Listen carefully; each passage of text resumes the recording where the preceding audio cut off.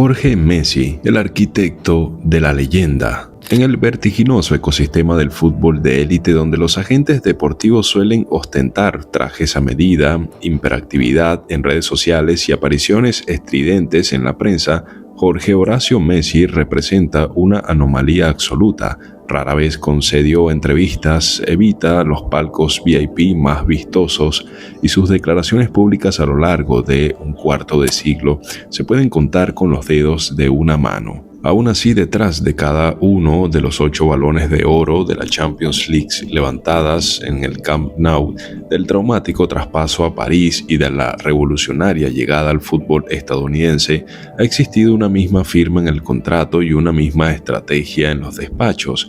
Jorge Messi no enseñó a su hijo a pegarle al balón con la pierna izquierda ni a esquivar rivales en un palmo de terreno, pero construyó la fortaleza institucional, familiar y económica que permitió que ese talento innato se transformara en el mayor imperio deportivo de nuestra era. Esta es la historia de cómo un trabajador metalúrgico de barrio humilde diseñó paso a paso y con un pragmatismo de hierro la carrera perfecta de su hijo. Para entender la mentalidad negociadora que tuvo Jorge Messi, hay que remontarse a finales de los años 90 en el barrio La Bajada, al sur de Rosario. La familia Messi vivía en una casa humilde en la calle Estado de Israel.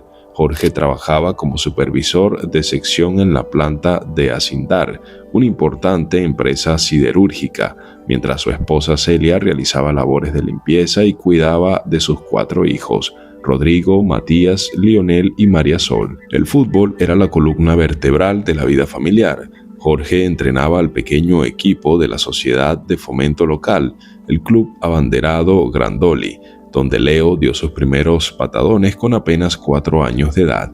Pronto el talento de Lionel superó cualquier estructura de barrio e ingresó a las divisiones inferiores de Newell's Old Boys, la famosa máquina de la 87. Aún así, a los 10 años, la vida de la familia dio un vuelco drástico. A Lionel le diagnosticaron una deficiencia en la hormona del crecimiento. Sin el tratamiento adecuado, el niño difícilmente superaría el 1,40 m de estatura. Las inyecciones diarias de hormona sintética costaban cerca de $900 mensuales, una cifra inalcanzable para la economía golpeada de una familia de clase trabajadora argentina en la antesala de la histórica crisis económica del año 2001. Al principio, la obra social de la fábrica de Jorge y los directivos de Newell's cubrieron partes de los tratamientos, pero con el deterioro de la economía nacional, las promesas empezaron a incumplirse y los pagos se detuvieron. Jorge golpeó las puertas de River Plate y otros clubes, pero nadie parecía dispuesto a asumir un compromiso financiero mensual a largo plazo por un chico de 12 años, por más brillante que fuera sobre el césped. Fue en ese momento de desamparo donde emergió la faceta que definiría la vida de Jorge Messi, la capacidad de tomar decisiones de riesgo extremo en momentos de incertidumbre total. A mediados del año 2000, apoyado por informantes y cazatalentos que habían visto jugar a Leo en Rosario, entre ellos los agentes Fabián Soldini y Horacio Ganglioli, Jorge tomó una decisión radical: armar las valijas y viajar a España. Dejaba atrás la estabilidad de su empleo formal de años en la siderúrgica para adentrarse en un continente desconocido sin ninguna garantía firmada. El aterrizaje en Barcelona en septiembre de 2000 no fue un camino de rosas. El presidente del club por aquel entonces, Joan Gaspar, dudaba. Un sector de la directiva veía como un despropósito fichar a un niño de 13 años no europeo, traer a toda su familia, pagarle un sueldo y asumir los gastos de un tratamiento médico prolongado. Transcurrieron 3 meses de angustiante espera en un hotel madrileño y barcelonés. La paciencia de Jorge se agotó. Acostumbrado a la resolución pragmática del trabajo industrial, lanzó un órdago directo a los intermediarios del club. O firman algo ya, o nos volvemos a la Argentina o lo llevamos a otro club de Europa. El 14 de diciembre del año 2000, en el club de tenis Pompeya de Barcelona, Charles Rechaz, entonces secretario técnico del Barça, acorralado por la firmeza de Jorge y temeroso de perder al prodigio, tomó una servilleta de papel y redactó el texto más famoso de la historia del deporte, que ya sobre eso tenemos un video en este canal. Jorge guardó esa servilleta como un tesoro. Había asegurado, pues, el futuro de su hijo. A medida que Lionel ascendía como un meteoro en la Masia y debutaba en el primer equipo en 2004, las principales agencias de representación deportiva del mundo tocaron a la puerta de los Messi. Hombres de negocio curtidos ofreciendo contratos millonarios, comisiones ostentosas y la promesa de gestionar la imagen del nuevo prodigio mundial. Jorge Messi tomó una decisión estructural que diferenció la carrera de Lionel de la de casi cualquier otro gran superestrella global como Cristiano Ronaldo, Jorge Méndez o Neymar, con la megaestructura publicitaria impulsada por su padre.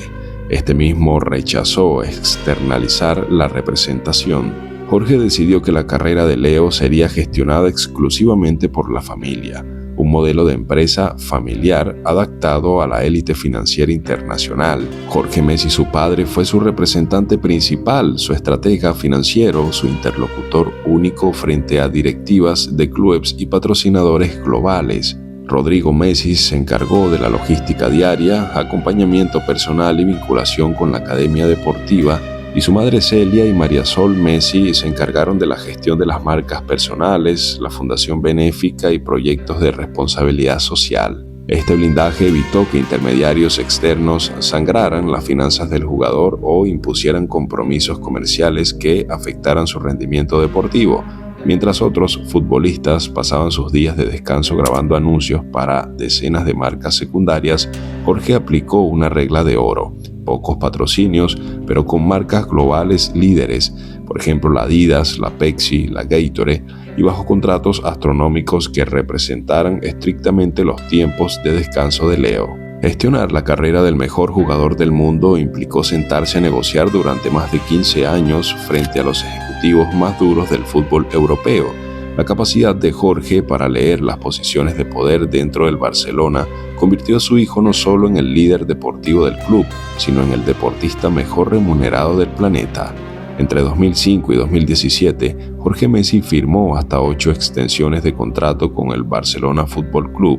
En cada actualización contractual, Jorge supo indexar el salario de su hijo a los éxitos individuales y colectivos que el equipo obtenía.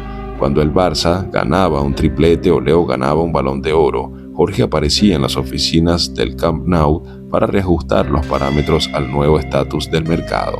El momento de mayor tensión en la trayectoria de Jorge como representante ocurrió en el verano de 2020, tras la catastrófica derrota por 2-8 ante el Bayern Múnich y años de deterioro en la relación con la directiva de Josep Maria Bartomeu.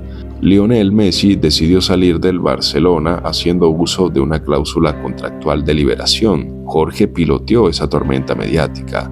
Voló en un avión privado desde Rosario a Barcelona, en medio de una nube de fotógrafos y periodistas. Con frialdad ante los micrófonos dejó una frase célebre: "Está difícil que Leo se quede". Aunque finalmente decidieron no ir a los tribunales contra el club de toda su vida para no manchar el legado histórico de Leo, la intervención de Jorge forzó la dimisión de Bartomeu meses después y reconfirmó el futuro del club.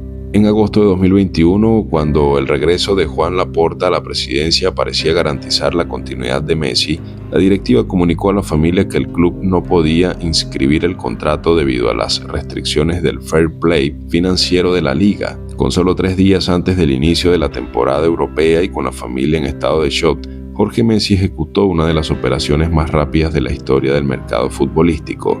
En menos de 48 horas estableció contacto con el Nasser Al-Khelaifi y la directiva del Paris Saint-Germain. Estructuró un contrato de 2 años por cifras multimillonarias, incluyendo un porcentaje pagado en criptomonedas token del club, y trasladó a la familia a París sin fisuras contractuales. Si el paso por el PSG fue una solución de emergencia económica y deportiva, la llegada de Lionel Messi al Inter de Miami en el verano de 2023 representó la obra maestra de ingeniería financiera de Jorge Messi. A los 36 años, tras haber alcanzado la gloria máxima al ganar el Mundial de Qatar de 2022 con Argentina, Messi tenía sobre la mesa una oferta astronómica del fútbol de Arabia Saudita. Esta oferta superaba los 400 millones de euros por temporada.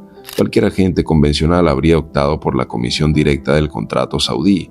Jorge Messi, sin embargo, entendió que el valor de la marca Messi al final de su carrera no debía medirse solo en salario líquido, sino en participación de propiedad y negocios a largo plazo. En alianza con Jorge Mas, David Beckham y los altos mandos de la Major League Soccer, Jorge negoció una estructura inédita en la historia del deporte norteamericano. Hizo que su hijo tuviera la opción directa de compra de una fracción del capital accionario del Inter de Miami al finalizar su etapa como jugador. También un porcentaje directo de las nuevas suscripciones globales al MLS Season Pass de la plataforma Apple TV, derivadas de la llegada de Messi, irían al bolsillo de este mismo, y también la participación en el crecimiento de beneficios de Adidas derivado de la venta de equipamiento en territorio estadounidense. Jorge no firmó un contrato para que su hijo fuera un empleado remunerado. Diseñó un acuerdo que convirtió a Lionel Messi en socio comercial de toda una liga deportiva. La trayectoria de su padre Jorge Messi no ha estado exenta de polémicas y momentos de enorme presión.